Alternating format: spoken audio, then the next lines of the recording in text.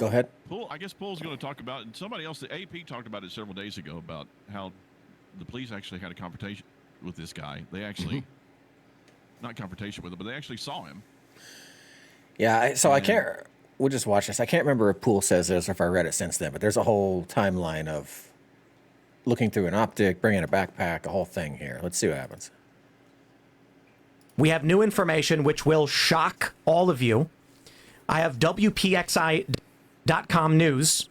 Alleged Trump shooter spotted by law enforcement nearly 30 minutes 28 before the 28 shots minutes. were fired. The official number is 26. It was 5:45 p.m. Someone called it in. They took a picture of the person. They said that they have learned from a source that person in the picture is Thomas Crooks. We're told it's not clear if he had a gun with him at that point. According to multiple sources, a law enforcement officer had also previously seen Crooks on the ground and called him in as a suspicious person with a picture.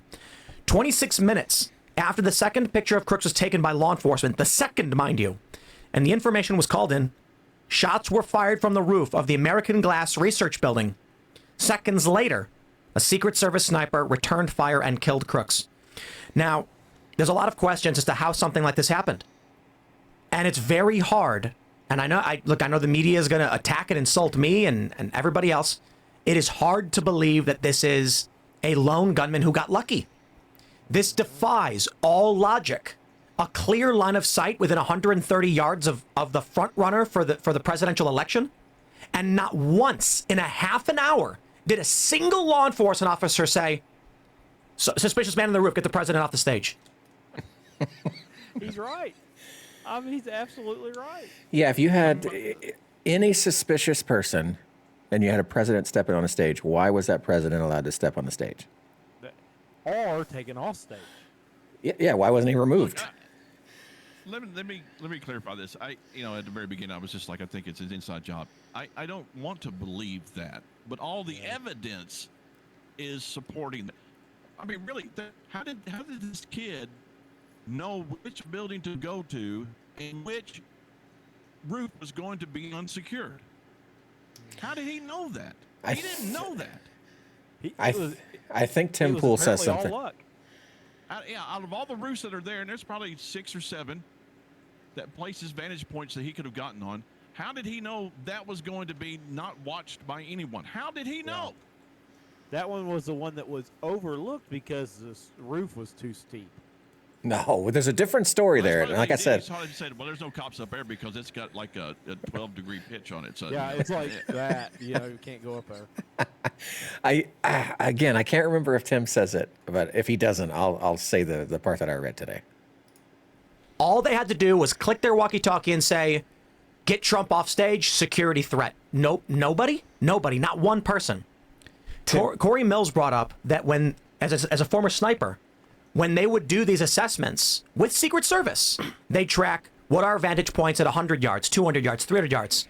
So I'm supposed to believe, and the American people are supposed to believe, that in this instance, a crazed lone gunman had a ladder placed up against a building where police were staging, climbed onto the roof, was seen by... Right there.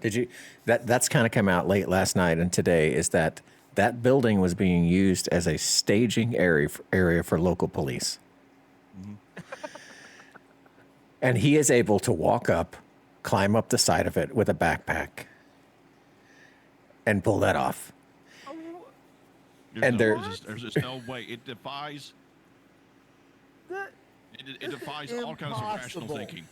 It is impossible. Absolutely impossible. And he knew exactly where to go. Yeah.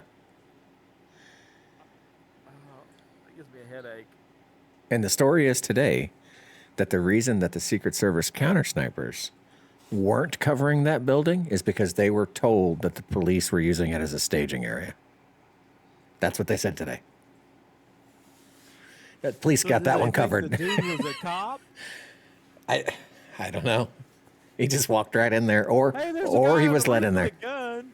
Well, that might be one of ours. It's probably our guy. Don't worry about it. Like, what? Well, that they had that fake thing that came out. I guess it was fake because the supposed sniper was the police sniper was like, "Hey, I tried to get permission to do it, and I had to go through chains and stuff like that." And Bongino said, He doesn't need permission. Not for that one. Yep. No, I mean, that's why he's there. That's why he's there. If it's a threat, you drop him. You shoot first, ask questions later. That should be the motto. And you see those guys when the first shots are fired, they're like, "Oh crap!" Yeah. The they- one. So answer this for me, because nothing I've watched has told me. You had the 2 snipers on the roof. Right. There's actually 4, but 2 in that picture. Yeah. One was not a spotter. They were both snipers. So Yep. so the one sniper, when the shots were fired, hid behind the ridge of the roof. Behind. Ducked. Yep. Went prone. That is not the sniper I want on my side when it hits the fan. Yeah. Right. Like, I don't want the guy ducking in the foxhole. I want the dude doing his job. So it's just like, we don't know this guy's there. We don't know who it is. We don't know nothing. And then he gets off, half a magazine, and then they go pop him. And it's like, oh boy, that's really quick target acquisition there. Yeah, that's super. It's almost isn't like it? you knew where he'd be. Almost like, yeah, you're right. We'll watch it here in a minute. That side-by-side video I sent you guys yesterday. This is Lee Harvey Oswald and Jack Ruby all over again. It really is. The side-by-side shows that that sniper looking in that exact area for like 3 minutes. He was watching the roof. Yeah. Officers who took pictures of him, encountered another law enforcement officer who saw him on the roof and backed away, was identified by members of the crowd and by Secret Service, and no one did anything until he literally shot Donald Trump. It's impossible to explain away. I can steelman a bit of it, and I'll steelman it knowing that I don't believe it. Somebody on a roof just trying to get a better viewpoint of the president. It's just, I don't like that. Donald Trump was supposed to be in prison.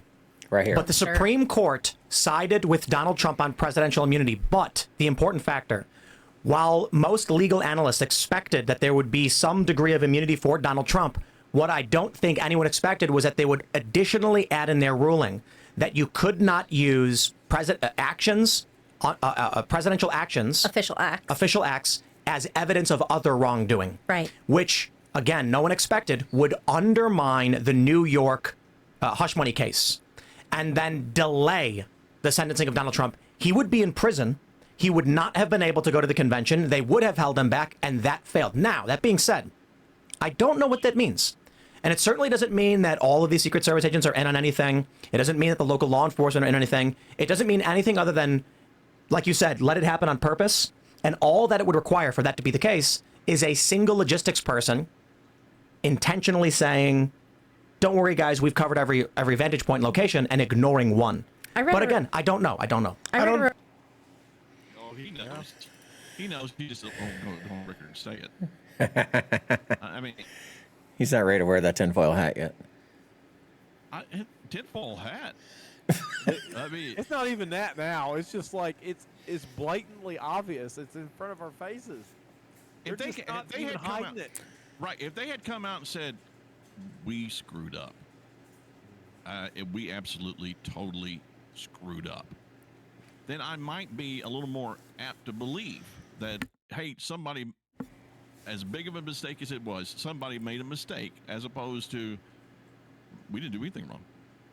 Well, and they're already, like I said earlier, they're already doing that pointing fingers thing. They're saying that Secret Service wasn't looking at that building because local police was in that building. And local police apparently wasn't watching anything. I mean, so maybe it's not as a big a coup as we think. Maybe it's just some local cops that don't like Trump. How do we know it was local cops? Yeah. They're the ones that had the Dressed like stage. local cops? Well, I mean, that's the staging area that was supposed to be in that building, was local law enforcement. It's bad. It really is sad when you've gotten to the point where you just don't trust your government at all. Yeah. At all. And when you think, oh, well, there's no way they do this, and you're just like, yeah, they would. 100%. These people. Hey, step back and let it happen. Stage. You got a chance. Seriously. You've got Hitler speaking in the 1930s in Germany, and he's up on stage trying to get this National Socialist fired up, and you've got him right there, and you've got a rifle. That's what these people think. Mm-hmm. Mm-hmm. And they're lying when they say they don't.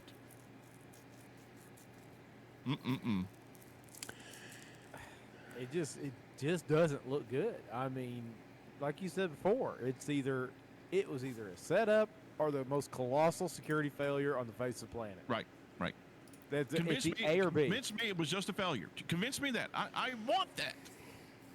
I really do want that. Just tell me we screwed up.